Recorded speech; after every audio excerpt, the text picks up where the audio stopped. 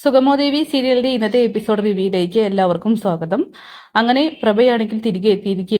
ഈ സമയം സിദ്ധാർത്ഥൻ ചോദിക്കുന്നുണ്ട്, താനായിരുന്നു ഇതിൽ ഏറ്റവും കൂടുതൽ വേട്ടയാടപ്പെട്ടത്, അതുകൊണ്ട് തന്നെ സത്യങ്ങൾ നീ തുറന്നു പറയണം. എവിടെയായിരുന്നു എന്ന് ചോദിക്കുമ്പോൾ ചന്ദ്രോത്ത് വീട്ടിലെ ആരും തന്നെ എന്റെ മാറി നിൽക്കൽ പ്രതികളല്ല എന്നുള്ള കാര്യം പ്രഭ വ്യക്തമാക്കുകയാണ്. എന്നിട്ട് നോമിനേഷൻ കൊടുക്കാനായിട്ട് പോകുന്നുണ്ട്. ഈ സമയം സിദ്ധാർത്ഥനാണെങ്കിൽ ആകെ തകർന്നിരിക്കും. കാരണം സിദ്ധാർത്ഥൻ ഒരുപാട് വെല്ലുവിളികളാണ് നേരിടേണ്ടി വന്നത്. സ്വന്തം മകളിൽ നിന്ന് പോലും അമ്മയെ കൊന്ന അച്ഛൻ എന്ന പേരടക്കം സിദ്ധാർത്ഥൻ കേട്ട് കഴിഞ്ഞു. അങ്ങനെ നോമിനേഷനും മറ്റും ടിവിയിലൂടെ സിദ്ധു കാണുന്നുണ്ട്. എന്തായാലും തന്റെ ഭാര്യ പോലും തന്നോട് സത്യങ്ങൾ തുറന്നു പറയാൻ കൂട്ടാക്കാതെയാവുമ്പോൾ അയാളാണെങ്കിൽ ആകെ തകർന്നു പോവുകയാണ്. പിന്നീട് നന്ദനും ദേവികയും സിദ്ധാർത്ഥനെ സമാധാനിപ്പിക്കാനൊക്കെ ആയിട്ട് നോക്കുന്നുണ്ട്. എല്ലാം കൊണ്ടും ഞാൻ ഒരു ബിഗ് സീറോ ആയിരിക്കണം.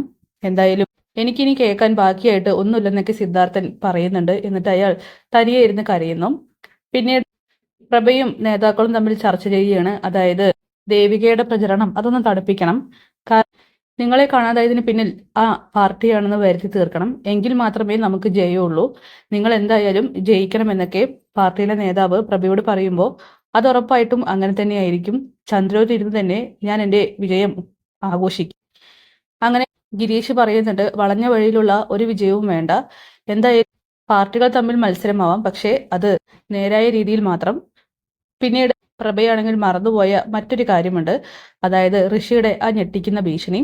ഒരിക്കലും നോമിനേഷനിൽ നിൽക്കരുതെന്നും ദേവിക്കെതിരെ മത്സരിക്കരുതെന്നൊക്കെ പ്രഭയോട് പ്രത്യേകം ഋഷി പറഞ്ഞതാണ്. പക്ഷെ അതൊന്നും അനുസരിക്കാതെയാണ് പ്രഭയാണെങ്കിൽ ഇതിലിറങ്ങി തിരിച്ചിരിക്കുന്നത്.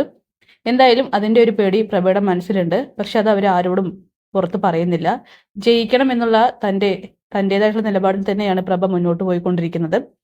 പിന്നെ ദേവികയെ പാർട്ടിയിലെ നേതാക്കൾ വിളിക്കുന്നുണ്ട്, പ്രഭാവതി തിരിച്ചു വന്നത് അറിഞ്ഞിട്ട്. ഇതിന് പിന്നിൽ നമ്മളാണെന്നാണ് പറഞ്ഞു പരത്തിയിരിക്കുന്നത്.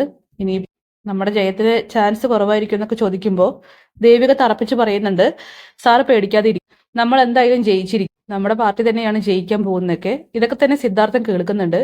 ദേവിക ഇത്രത്തോളം പഠിപ്പിച്ച് ജയം ഉറപ്പിക്കുമ്പോൾ സിദ്ധുവിനാണെങ്കിൽ ഒരു ഡൗട്ടൊക്കെ തോന്നുകയാണ്. അങ്ങനെ സിദ്ധാർത്ഥനാണെങ്കിൽ ദേവികയോട് ചോദിക്കുന്നുണ്ട്, നിനക്ക് എന്തെങ്കിലും അറിയുമോ അമ്മയുടെ ഈ മാറി നിൽക്കലിൽ പിന്നിൽ?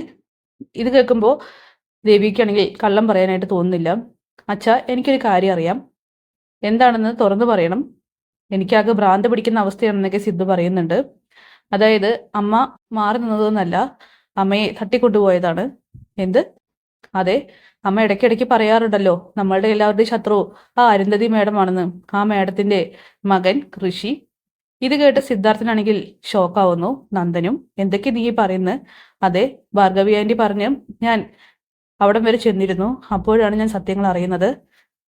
അങ്ങനെ എന്താവശ്യത്തിനാണ് പ്രഭാവതിയെ അവൻ തട്ടിക്കൊണ്ടുപോയതെന്നൊക്കെ ചോദിക്കുമ്പോൾ അറിയില്ല, എന്തോ ഒരു രഹസ്യം മറിഞ്ഞിരിപ്പുണ്ട്, അതുകൊണ്ടാണ് ഇങ്ങനെയൊക്കെ സംഭവിച്ചത്.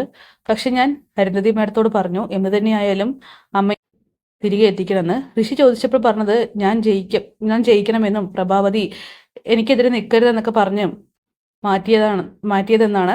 പക്ഷേ മറ്റെന്തോ ഒരു രഹസ്യം ഇതിന് പിന്നിലുണ്ടെന്നൊക്കെ പറയുമ്പോൾ ഇത് കേട്ട സിദ്ധാർത്ഥനാണെങ്കിൽ ദേഷ്യം വരികയാണ്. സിദ്ധാർത്ഥൻ ദേവിക്ക് തെറ്റിദ്ധരിക്കുന്നു. അതായത് അരുന്ധതിയുടെയും മകന്റെയും സഹായത്തോട് കൂടിയിട്ട് പ്രഭയെ മനഃപൂർവ്വം മാറ്റി നിർത്തിയതാണ് ദേവിക എന്നുള്ള രീതിക്കാണ് സിദ്ധാർത്ഥൻ അത് ഉൾക്കൊള്ളുന്നത്. അങ്ങനെ സിദ്ധു പറയുന്നുണ്ട്, നീ എന്നോട് ഒരു അക്ഷരം മിണ്ടിപ്പോവരുത്, നീയും കൂടി ചേർന്നിട്ടാണല്ലേ ഈ ഒത്ത്. എനിക്ക് മനസ്സിലായി, നിനക്കിപ്പോ രാഷ്ട്രീയം മാത്രമേ തലയ്ക്കകത്തുള്ളൂ.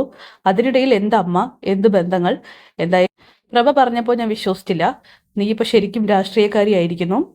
നീയാണ് പ്രഭാവതിയെ മാറ്റിയതിൽ മെയിൻ കണ്ണി. എന്നിട്ട് ഞങ്ങൾക്ക് മുന്നിലൊക്കെ അഭിനയിക്കുകയായിരുന്നല്ലേ എന്നൊക്കെ ചോദിക്കുമ്പോൾ ഇത് കേട്ടിട്ട് ദേവിക പറയുന്നുണ്ട്, അല്ല അച്ഛാ, ഞാൻ അറിയാൻ തന്നെ വഴുകിപ്പോയി.